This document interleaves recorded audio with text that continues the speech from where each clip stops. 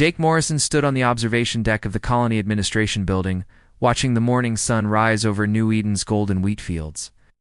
The sight never got old, even after 15 years as colony administrator. Now below him, 2.3 million. People were starting their day in what many considered the most beautiful world humanity had ever settled. The cum unit on his desk buzzed softly. "Jake, you need to see this," came the voice of Dr. Lisa Warren from the research center. Her tone carried an edge of worry that made him pause. "On my way, Lisa." Jake made his way through the busy streets of New Eden's capital city. Children walked to school while their parents headed to the massive agricultural centers that fed 12 star systems. Street vendors sold fresh fruit from the local orchards. Everything looked peaceful and normal. The research center sat on a hill overlooking the city. Dr. Warren was waiting in her laboratory, staring at screens filled with data that meant nothing to Jake. Her usually neat brown hair looked messy, as if she had been running her hands through it. "These energy readings started 3 weeks ago," she said without greeting him. "They are coming from the edge of our solar system. The patterns are not natural, Jake. Something is out there." Jake studied the wavy lines on her screen. Could be a solar storm from one of the other stars in this sector. Or maybe space debris. "No," Lisa said firmly. "I have run every test I can think of. This is artificial. These readings look like ship engines, but much more powerful than anything we have seen before." "Did you contact the Defense Force?" Lisa nodded, but her expression showed frustration. "Captain Palmer says his sensors show nothing unusual. Thinks I am seeing things that are not there." Captain Nick Palmer commanded the small military garrison that protected New Eden. 50 Marines and 2 old patrol ships were all the defense the colony had. Most outer rim settlements had even less protection. The thinking was that human space was safe this far from any hostile aliens. "Maybe you should send the data to Fleet Command on Earth," Jake suggested. "I tried. They said the same thing as Palmer. Natural phenomena. Nothing to worry about." Lisa turned back to her screens. "But Jake, these readings are getting stronger.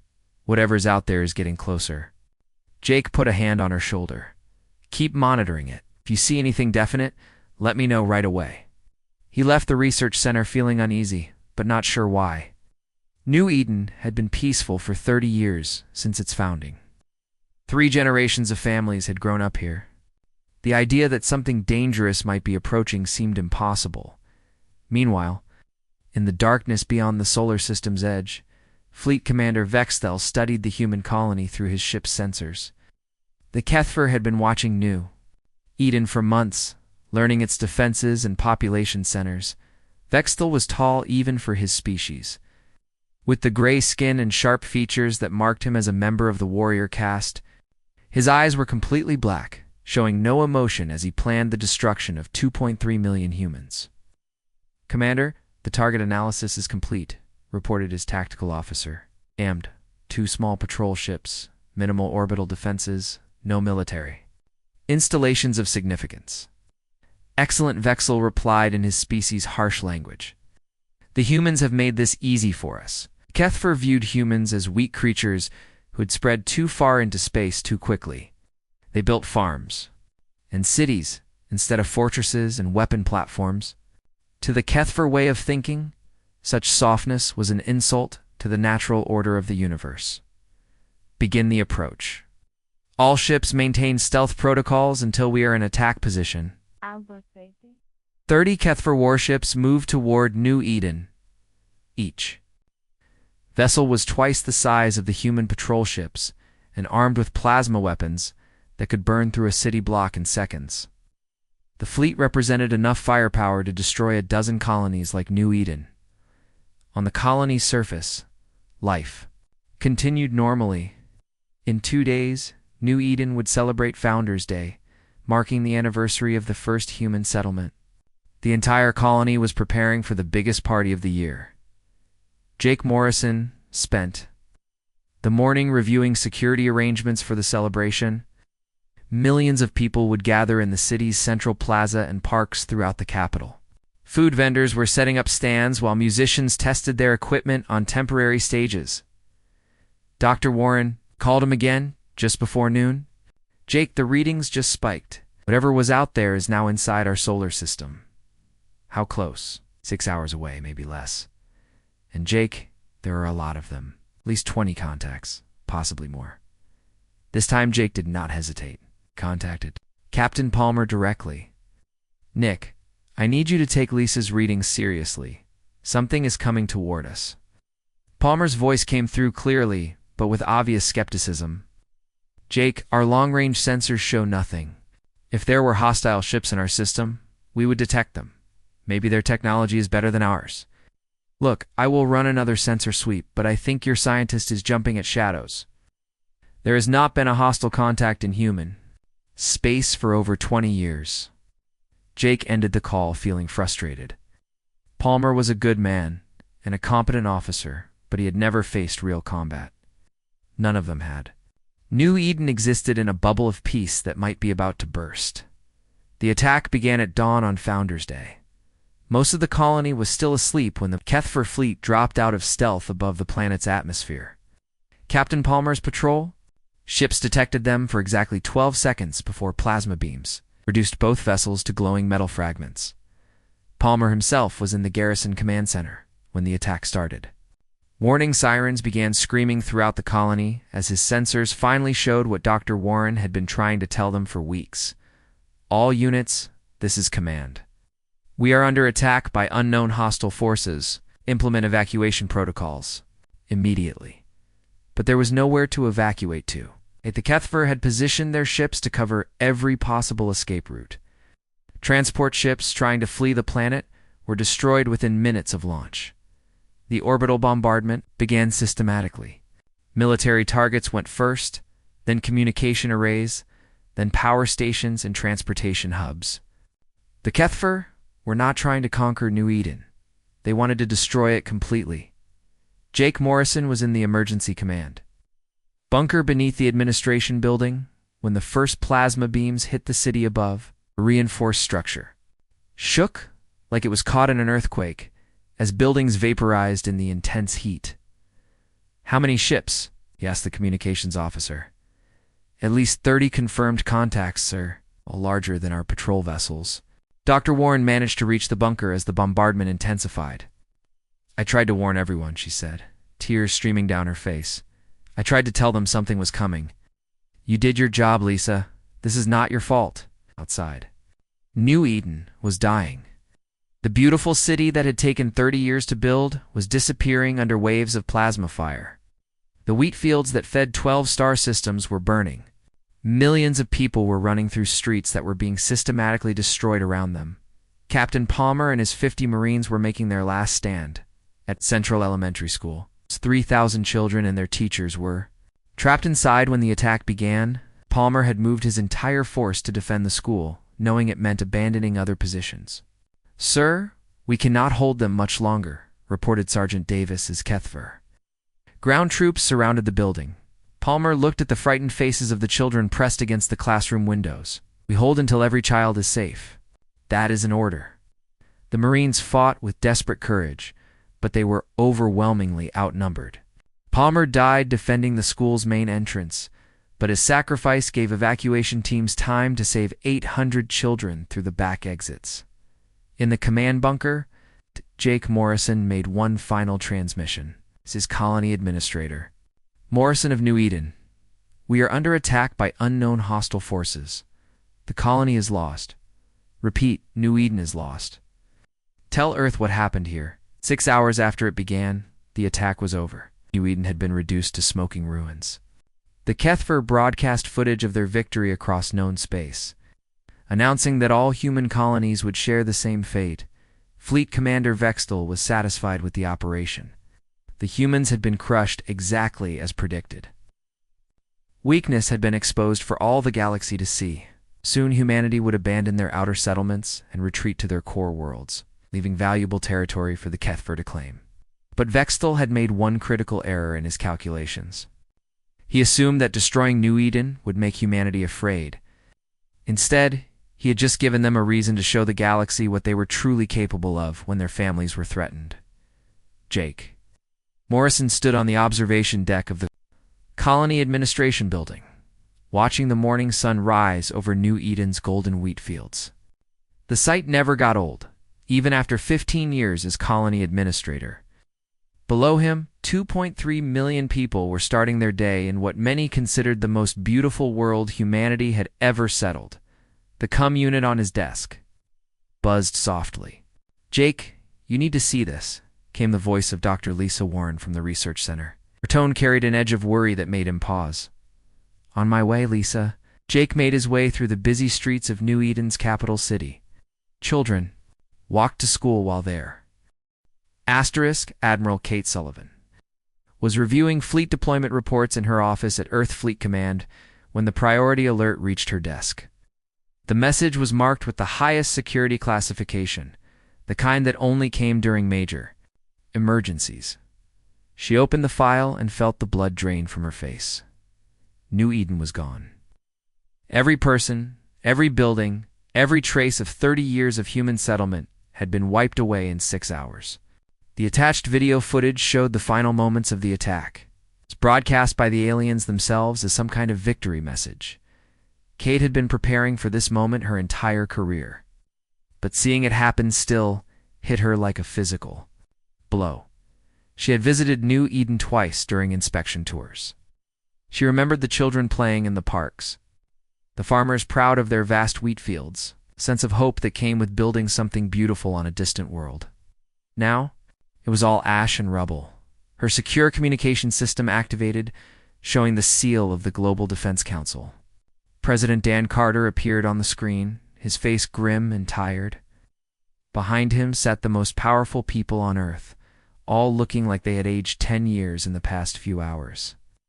"Admiral, I assume you have seen the reports from New Eden," the president said. "Yes, sir. I am reviewing all available data now." "How quickly can we mobilize our forces?" Kate had been dreading this question for years, but she was ready with the answer. "I recommend we convene the full Defense Council immediately. Situation requires Protocol 7 authorization." The silence that followed lasted nearly 10 seconds. Protocol 7 had never been activated. It existed only as a theoretical response to the worst possible scenario. The complete destruction of a major human settlement by hostile aliens qualified. "Very well, Admiral. Emergency session in 2 hours. Prepare your briefing." The Defense Council met in the most secure room on Earth, buried half a mile beneath the Swiss Alps. 21 people sat around a table that had been built to make decisions that could affect the future of humanity. Today, they would make the biggest decision in human history. Secretary of Defense Amy Foster opened the session by showing the footage from New Eden. The room watched in horrified silence as plasma beams reduced a thriving city to ruins. When it ended, several council members were wiping tears from their eyes. "Ladies and gentlemen," President Carter said, "we face an unprecedented situation. An unknown alien species has committed genocide against our citizens. We have 3 options to consider." He gestured to the display screen. Option 1. Attempt diplomatic contact with these aliens and negotiate a ceasefire. Option 2. Abandon our outer colonies and retreat to the core systems. Option 3. Implement the doctrine of absolute response. The doctrine of absolute response was humanity's most classified military policy. Only the people in this room knew it existed. It had been created after first contact with hostile aliens, when military planners realized that humanity's peaceful nature might be seen as weakness by aggressive species. Admiral Sullivan stood to address the council. "If I may, I need to brief you on humanity's true military capacity." She activated the room's holographic display system. What appeared was a star map showing human space, but with hundreds of red dots that had never appeared on any public chart. For the past 50 years, humanity has been secretly building the largest military force in galactic history. While other species maintain fleets of hundreds or low thousands of ships, we have constructed 700,000 warships. The gasps around the table were audible. Even some council members who had authorized the funding were seeing the full scope for. The first time, Commander Ryan Brooks, head of Naval Intelligence, joined the briefing. Each vessel incorporates technologies that other species consider impossible. We have been studying every alien race we have encountered, learning from their strengths and improving on their designs. The display showed ship specifications that seemed like science fiction, plasma cannons that could punch through any known armor, missile systems that could overwhelm entire fleets, shield generators powered by compact fusion reactors. Most importantly, stealth technology that made human ships invisible to all known sensor systems. "Where are these ships?" asked the Secretary of State. "Hidden throughout human space," Admiral Sullivan replied. "Asteroid bases, dark space installations, mobile construction yards that officially do not exist. We have been preparing for this day since we first learned we were not alone in the universe." President Carter looked around the table at the faces of his advisors. "The question before us is simple. Do we use this force?" Council member Linda Hayes spoke first. "Those aliens killed 2.3 million innocent people, men, women, children who never hurt anyone. They broadcast the footage to terrorize us. How is this even a question? Because once we reveal our true military strength, there is no going back," replied Foreign Minister John Walsh. "The entire galactic balance of power will shift. Other species will see us as a threat." "They already see us as prey, Admiral," Sullivan said coldly. "The aliens who destroyed New Eden called humans weak in their broadcast. They think we will abandon our colonies and hide behind our homeworlds. They're about to learn how wrong they are." The debate continued for 2 hours, but the outcome was never really in doubt. When the vote was called, it was unanimous. Votes to implement the doctrine of absolute response. President Carter signed the authorization order with a heavy pen. "Admiral Sullivan, you have unlimited authority to prosecute this war. Bring our people justice." "Yes, sir." Operation Righteous Fury is now active. The news of New Eden's destruction was released to the public 6 hours after the Defense Council meeting. The reaction was unlike anything in human history. Instead of panic, there was fury. Instead of fear, there was determination. Recruitment centers were overwhelmed within hours. Young people lined up for blocks to join the military. Industrial worlds began shifting to wartime production without waiting for government orders. Even civilians on the core world started organizing support groups for military families. Dr. Helen Murphy, sociologist at the University of Mars, watched the public reaction with amazement. "I have studied human behavior for 30 years, she told her research team. "I have never seen anything like this. The entire species has unified around a single purpose." On Luna Base, Admiral Sullivan established her operational headquarters. The massive facility had been built to coordinate the largest military operation ever attempted. Banks of computers processed data from across human space as the hidden fleet began to move. Captain Alex Turner received his orders while commanding the battleship UHS Retribution in the asteroid belt. The ship was one of humanity's newest and most powerful vessels. With a crew of 50,000 and weapons that could destroy a moon, "All department heads to the bridge," he announced over the ship's communication system. "We have new orders." When his senior officers assembled, Turner showed them the footage from New Eden. The bridge fell silent as they watched their fellow humans die. When it ended, Turner spoke in a voice filled with controlled anger.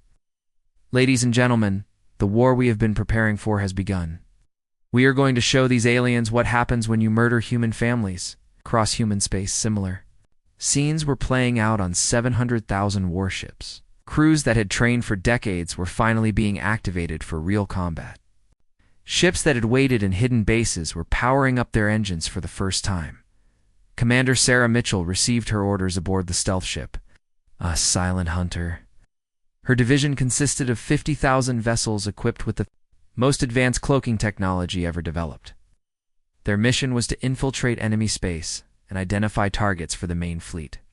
"Plot a course for Kethfer territory," she told her navigation officer. "Maximum stealth protocols. We're going to give them a surprise they will never forget." The logistics of moving 700,000 warships was staggering. Captain Ben Crawford commanded the supply fleet of 200,000 support vessels. That would keep the armada operational across interstellar distances. Mobile shipyards, ammunition haulers, fuel tankers. and medical frigates formed a second fleet, nearly as large as most civilizations' entire military.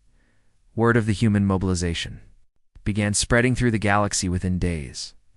Neutral species started evacuating systems near human space.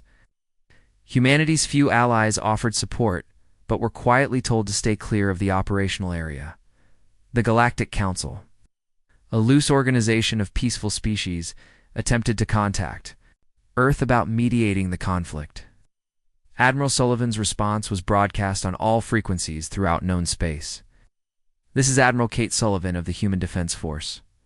We are not interested in mediation, negotiation, or compromise. The species that destroyed New Eden will face the consequences of their actions. Any interference with our operations will be considered an act of war. The message was clear and simple. Humanity was done being the peaceful newcomer that other species could push around.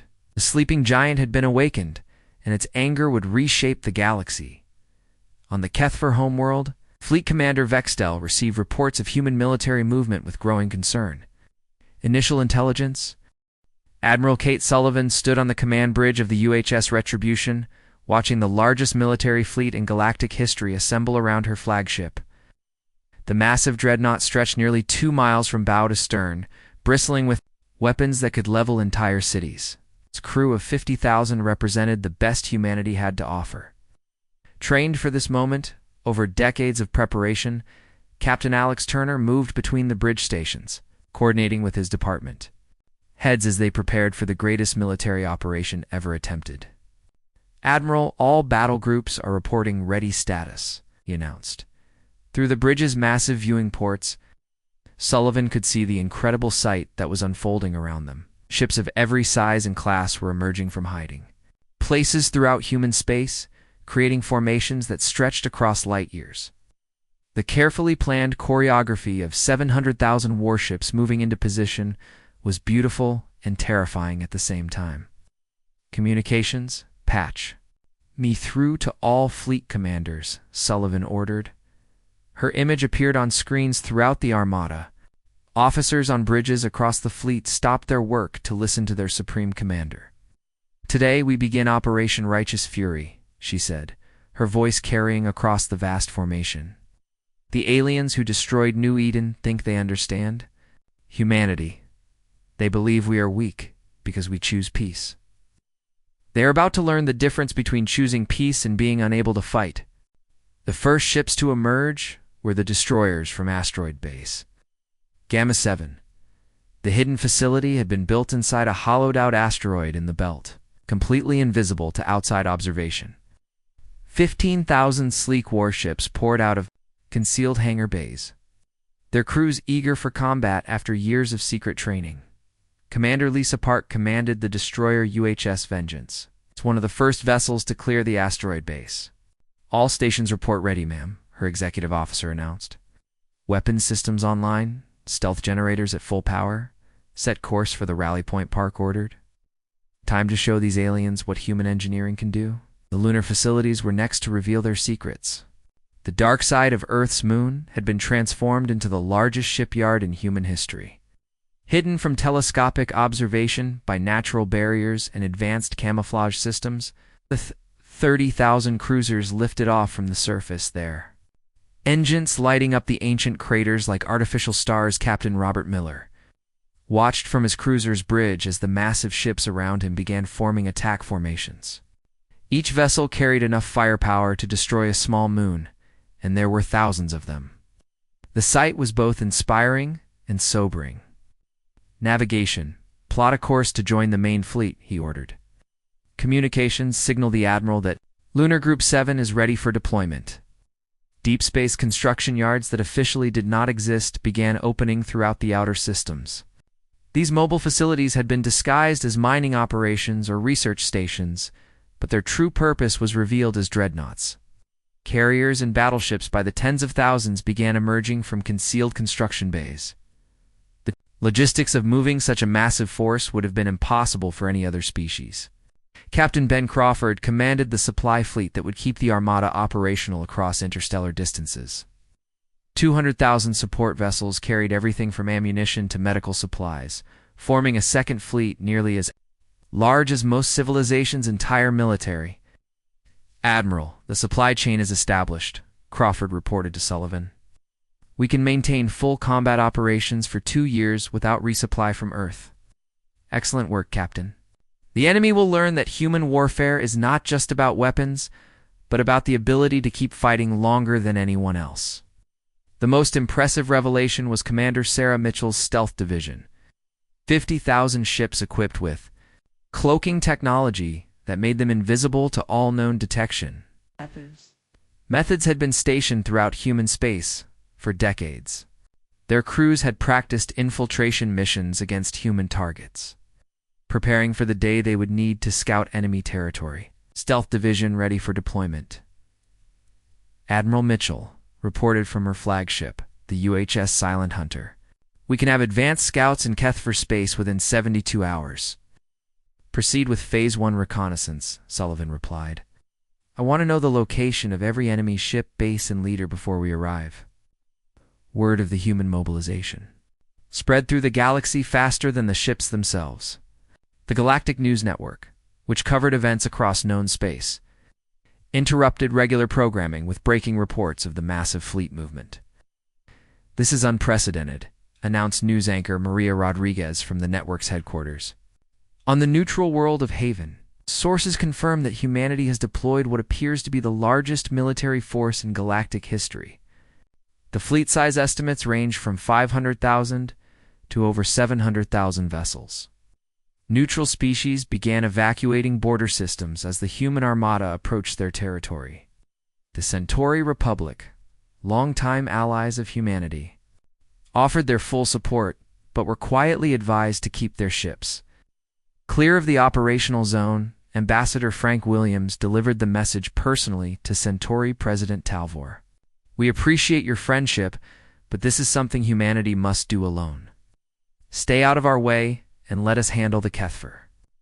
The Galactic Council held an emergency session to discuss the unprecedented situation.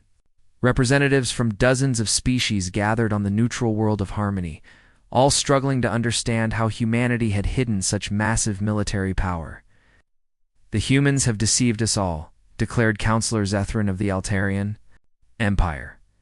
"They presented themselves as peaceful farmers and traders, while building an armada that dwarfs our combined fleets." Councillor Vexstar of the Rigel Consortium disagreed. "Perhaps they are not the threat here. The Kethver attacked first, destroying an entire civilian colony. The humans are responding to genocide." The council voted to send a mediation team to contact Admiral Sullivan, hoping to prevent a war that could destabilize the entire galaxy. The human response was broadcast on all frequencies, making their position clear to every species in known space. "This is Admiral Kate Sullivan of the Human Defense Force." Her voice echoed across space. "We have no interest in mediation or negotiation. The Kethver committed genocide against our people. They will face the full consequences of their actions. Any attempt to interfere will be considered an act of war against humanity." On the Kethver homeworld, emergency meetings were being held in the highest levels of government. Fleet Commander Vextal, architect of New Eden's destruction, found himself facing questions from leaders who were beginning to realize the magnitude of their error. "You assured us that humanity was weak," Supreme Leader Krathvulum said, his voice heavy with accusation. "You said they would surrender their outer colonies rather than fight." Ow! "Our intelligence indicated they possessed fewer than 5,000 military vessels," Vexel replied defensively. "There was no indication of this hidden fleet." "Then your intelligence was worthless," Krathvulum snapped. "Now we face an armada that outnumbers our entire military by nearly 100 to 1. Panic was spreading through the Kethver command structure as reports continued to arrive. Scout ships reported human formations that stretched across entire star systems. The logical capabilities of the human vessels appeared to exceed Kethver estimates by decades. "Perhaps we should attempt to negotiate," suggested War Minister Thalrex. "Offer compensation for the destroyed colony." "No," Vexel said firmly. "We are Kethver. We do not bow to inferior species. Our ships are technologically superior. We will defeat them through superior tactics and weapons. But privately, Vexthal was beginning to have doubts.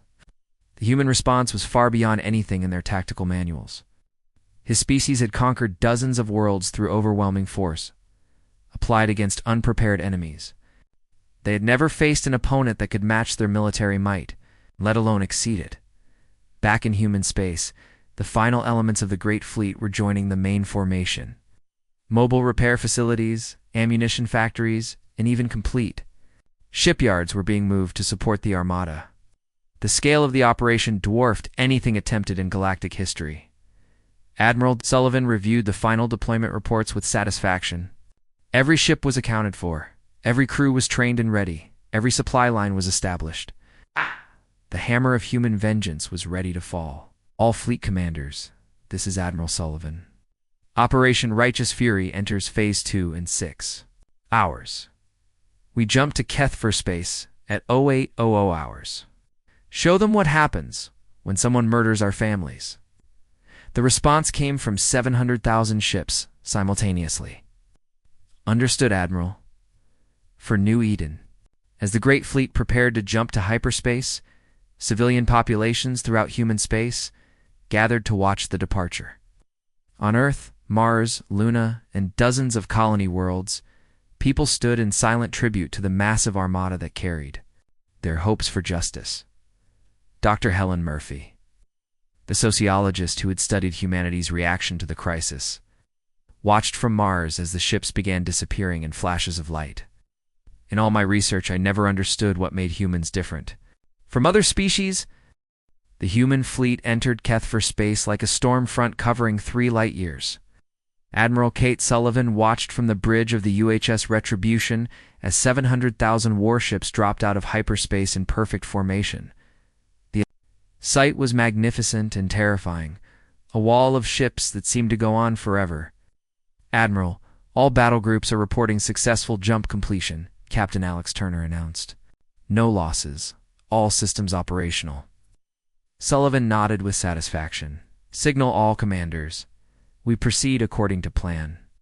Battle Group 7 will advance to the Hexstar system while the Stealth Division begins deep reconnaissance. The Kethver had never seen anything like it. Their long-range sensors, designed to track fleets of hundreds of ships, suppressives, could not process the massive formation approaching their territory. Warning sirens began screaming on every Kethver military base as panicked officers tried to count the impossible number of human vessels. Fleet. Commander Vexthal stood in his command center on the fortress world of Krathmer, staring at sensor displays that showed so many contacts they looked like a solid wall of light.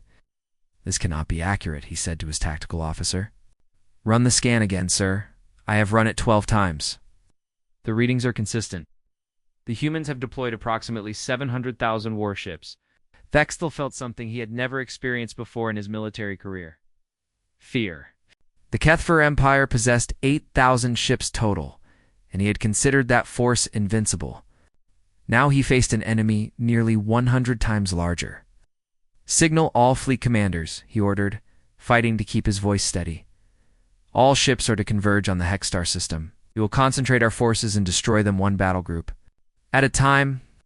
The first engagement began when Commander Sarah Mitchell's stealth ships infiltrated the Hexstar system ahead of the main fleet. 50 invisible vessels moved through Kethver space like ghosts. Their advanced cloaking technology, making them undetectable to enemy sensors. Target acquired, reported Lieutenant Kelly right from her position at the sensor station aboard. The UHS Silent Hunter? Kethver. Early warning station. Standard defensive configuration. Weapons. Target their communication array, Mitchell ordered. Disable it quietly. A single torpedo struck the Kethver station, destroying its ability to send warnings without causing a massive explosion. Throughout the system, similar attacks eliminated the aliens' ability to coordinate their defense. 2 hours later, Admiral Sullivan's third battle group arrived at Hexstar. 100,000 human warships dropped out of hyperspace to find the Kethver fleet waiting for them. Vexthal had assembled 2,000 of his best ships, confident that superior technology would overcome the human numbers advantage. Human vessels, you are trespassing in Kethver space. came the transmission from Vextel's flagship: withdraw immediately or face destruction. Admiral Sullivan's response was broadcast on all frequencies. Fleet Commander Vextel, you are responsible for the genocide at New Eden. Surrender now, and you will be given a fair trial. Refuse, and face the consequences. We are Kethver, Vexel replied arrogantly. We do not surrender to inferior species. So be it, Sullivan said coldly. All ships, open fire. The battle began with a missile barrage that darkened space. Human ships launched over 1 million projectiles in the first 30 seconds, creating a wall of destruction that overwhelmed every Kethver point defense system. The aliens watched in horror as their shields, designed to stop hundreds of incoming weapons, collapsed under the sheer volume of fire. Captain Robert Miller commanded the cruiser UHS Thunderbolt in the front line of the attack. Target their flagship, he ordered his weapons officer. All batteries, fire as you bear.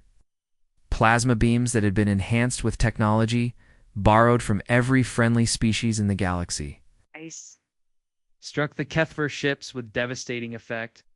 The aliens had built their vessels to fight enemies with similar technology. They were not prepared for weapons that had been improved far beyond their original specifications.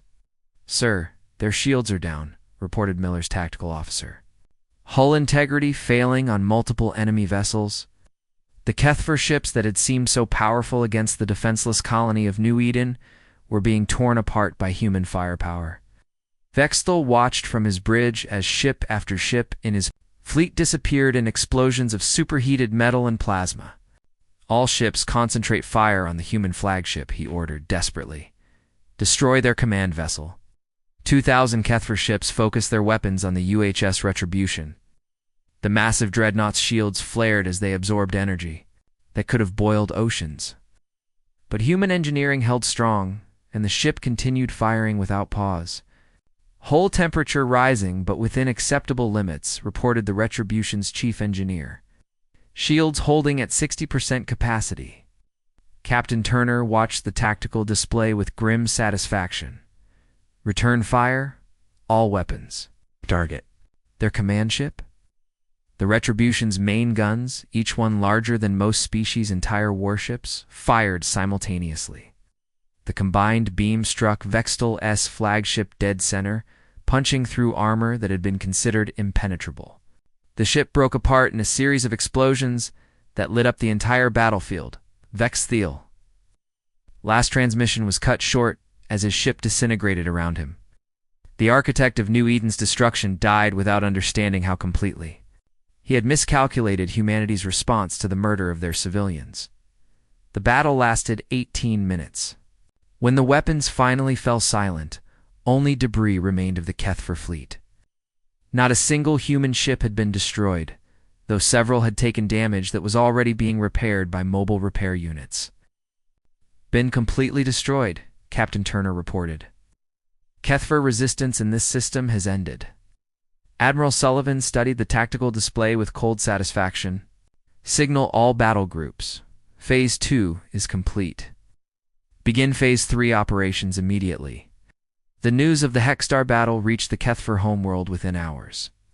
Supreme Leader Krathvalum convened an emergency meeting of his War Council, all of them struggling to accept that their most powerful fleet had been annihilated in less than 20 minutes. Perhaps we should reconsider our position, suggested War Minister Thaurex, his voice shaking. The humans have demonstrated capabilities far beyond our intelligence estimates. You suggest surrender? Krathvalum demanded angrily. I suggest survival, Thaurex replied. You're facing an enemy that outnumbers us 100 to 1 and possesses superior technology. Continuing this war will result in our complete destruction. But Krathvel's pride would not allow him to accept defeat. Signal all remaining fleets. Every ship is to converge on our homeworld. We will make our final stand here. The human advance continued relentlessly. Battle group after battle group jumped into Kethver systems. Overwhelming local defenses with massive firepower and superior numbers. Planets that had never seen war suddenly found themselves under siege by fleets larger than anything in there. History books, Captain Ben Crawford's supply fleet proved its worth as the human armada. It maintained its devastating pace across multiple star systems simultaneously.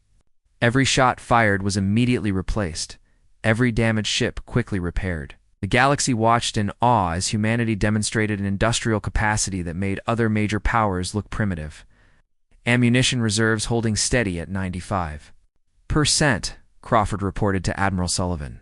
Fuel supplies sufficient for 6 months of continuous operations. The fleet can maintain this pace indefinitely. Excellent work, Captain. The enemy will learn that human warfare is not just about having better weapons, but about being able to use them longer than anyone else can resist. The Kethfer military was collapsing faster than anyone had thought possible. Base after base fell to human assault forces. Ship after ship was destroyed by overwhelming firepower. The empire that had seemed so powerful when attacking defenseless colonies was revealing its weakness when faced with an opponent that could fight back. On the industrial world of Vexther, Kethfer workers watched human ships appear in their sky like a second sun. The orbital bombardment that followed was precise and devastating, destroying every military installation while carefully avoiding civilian areas. "Attention Vexther," came the broadcast from the human fleet. "Your military facilities have been neutralized. Any attempt to rebuild weapons production will result in immediate retaliation. This world is now under human protection." Throughout Kethfer space, the same message was being delivered to world after world. The humans were not conquering territory. They were systematically eliminating every trace of Kethfer military power, while leaving the civilian population unharmed. Commander? Sarah Mitchell's stealth ships had identified every Kethfer leader involved in planning the New Eden attack. Special forces teams were launched from hidden transports, capturing war criminals with surgical precision while the main fleet continued its advance. "Admiral, we have confirmed the capture of 14 Kethfer officers directly responsible for the colony massacre," Mitchell reported. "They are being transported to the designated holding facility for trial." "Well done, Commander. Make sure they understand they will face justice for their crimes." The final Kethfer fleet gathered around their homeworld.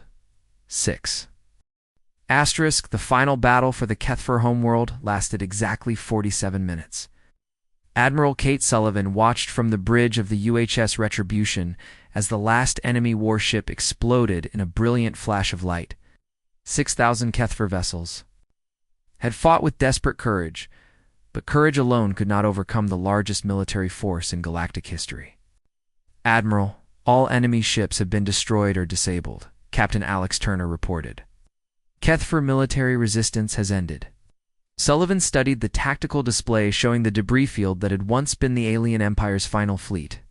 After 6 weeks of relentless warfare, humanity had achieved what military experts had thought impossible. An entire civilization's war machine had been completely eliminated. "Signal all fleet commanders," she ordered. "Cease fire. Prepare to receive the enemy's surrender." The transmission came from the Kethfer homeworld within minutes. Supreme Leader Krathvalum appeared on screen, his gray features showing the exhaustion and defeat of his entire species. Behind him stood the remnants of his government, all looking like broken creatures. "Admiral Sullivan," Krathvalum said, his voice barely above a whisper. "The Kethfer Empire surrenders unconditionally, accept complete defeat and submit to human authority." "Your surrender is accepted," Sullivan replied coldly. "You will order all remaining military personnel to lay down their weapons immediately. Any resistance will be met with immediate retaliation." The formal surrender ceremony took place aboard the UHS Retribution 3 days later. Representatives from across the galaxy came to witness the end of the shortest and most one-sided war in recorded history. The massive dreadnought's main hangar bay was converted into a ceremonial hall for the historic occasion. Supreme Leader Krathvalum signed the surrender documents with a shaking hand, while Admiral Sullivan watched without expression. The ceremony was broadcast live throughout human space, bringing closure to millions of people who had mourned the loss of New Eden. The Kethfer Empire hereby surrenders all military assets and accepts full responsibility for the unprovoked attack on the human colony of New Eden. Krathvalum read from the surrender document. We submit to human justice for our crimes against innocent civilians. But Admiral Sullivan was not finished with the Kethver leadership. War crimes trials began immediately, conducted with the kind of careful legal procedure that showed the galaxy humanity's commitment to justice over revenge. The proceedings were held on a neutral space station, with judges from multiple species ensuring fairness. Fleet Commander Vextel was dead, killed in the battle at Hexstar, but 14 other officers who had planned or participated in the New Eden massacre were captured alive. Each faced detailed charges for their role in the genocide of 2.3 million innocent humans. Judge Maria Santos, a former Earth Supreme Court justice, presided over the trials. The court will determine guilt or innocence based on evidence, not emotion, she announced to the packed courtroom. Even in war, there are rules. Even enemies deserve fair treatment under law. The evidence was overwhelming. The Kethver had planned the attack specifically to terrorize humanity into abandoning their outer colonies. They had deliberately targeted civilian areas, schools, and hospitals. They had broadcast footage of the massacre as a warning to other human settlements. War Minister Thalrex was the first to be convicted. Evidence showed he had personally ordered the bombing of New Eden's elementary schools. Judge Santos sentenced him to life imprisonment on a barren world, where he would spend his remaining years contemplating the children he had murdered. The court finds that your actions constitute crimes against sentient life itself, Santos told him. Ow. You will have the rest of your life to consider the innocent people who died because of your decisions. One by one, the other Kethver officers were tried and convicted. Some received life sentences, others faced decades of imprisonment. All would serve their time on isolated worlds, cut off from their society, but given the basic necessities of life that they had denied to the people of New Eden. Captain Alex Turner oversaw the establishment of monitoring stations throughout former Kethver space. The defeated species was forbidden from developing any military technology beyond basic defensive capabilities. Every world in their empire was placed under permanent observation to ensure compliance. These monitoring stations will remain in place for 100 years, Turner announced to the Kethver leadership. Any attempt to rebuild your military will result in immediate intervention. You are now a protected species under human authority. The message to the galaxy was clear and unmistakable. Any species that attacked human civilians would face complete military destruction. The Kethver Empire, once a feared power that had conquered dozens of worlds, was now reduced to a collection of monitored planets under foreign control. Other galactic powers quickly reassessed their relationships with humanity.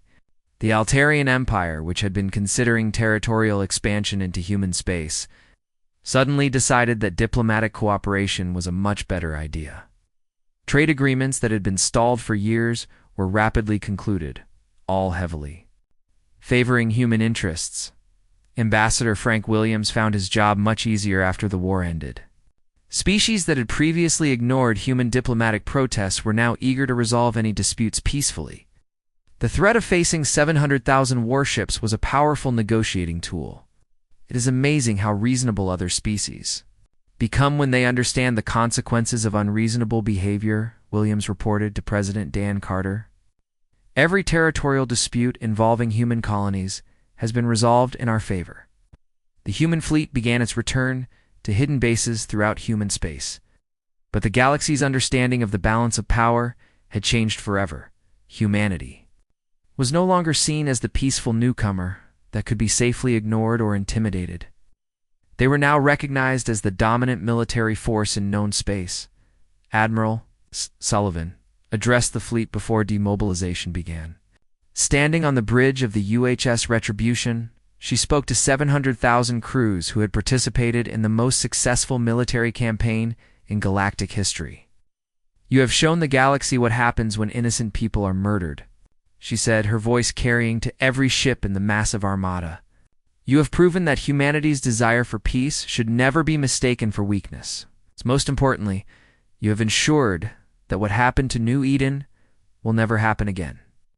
The cheers from 700,000 crews echoed across space, a sound of victory and justice that could be heard throughout human territory. But Sullivan's expression remained serious as she delivered her final message. "Remember this moment," she continued. "Remember that our strength comes not from our weapons or our ships, but from our commitment to protecting those who cannot protect themselves. We are the guardians of peace, not because we are peaceful, but because we are strong enough to make peace possible." Most of the Great Fleet returned to their secret bases, but humanity's secret was now revealed to the galaxy. Everyone understood that behind humanity's peaceful facade lay the most powerful military force ever assembled, ready to deploy at a moment's notice if civilians were threatened. The reconstruction of New Eden began 1 year after its destruction. Jake Morrison's daughter, Lisa Morrison, had survived the attack as one of the 800 children saved by Captain Palmer's heroic sacrifice. Now, a young woman, she stood at the dedication ceremony for the memorial that would honor the 2.3 million people who had died. "My father loved this world," she said to the crowd of survivors and military personnel who had gathered for the ceremony. "He believed that building something beautiful on a distant world was humanity's greatest achievement. Today we rebuild not just our homes, but our promise that no one will ever destroy our dreams again." Lisa Morrison announced her acceptance to the Naval Academy that same day, representing a new generation of humans who understood both the cost of peace and the price of protecting it. She would join thousands of other young people inspired by the war to dedicate their lives to ensuring humanity's safety. Dr. Helen Murphy, the sociologist who had studied humanity's reaction to the crisis, published her final report on the war's aftermath. HFY War revealed something fundamental about human nature, she wrote. "We are not a species that seeks conflict, but we are a species that will never allow injustice to go unanswered." The memorial on New Eden was built around the ruins of the elementary school, where Captain Palmer and his Marines had made their last stand. A simple plaque bore the names of all 2.3 million victims. But the inscription below carried a message that had become humanity's new doctrine. They mistook our desire for peace as weakness. They learned, too late, that a peaceful species can be the most dangerous when aroused to righteous anger. The galaxy had learned that lesson as well. In the years that followed, no species ever again made the mistake of attacking human civilians. The sleeping giant had awakened once, and the memory of its fury would ensure peace for generations to come. Commander Sarah Mitchell, now promoted to admiral, established the new Deep Space Reconnaissance Division, where stealth ships would patrol, was a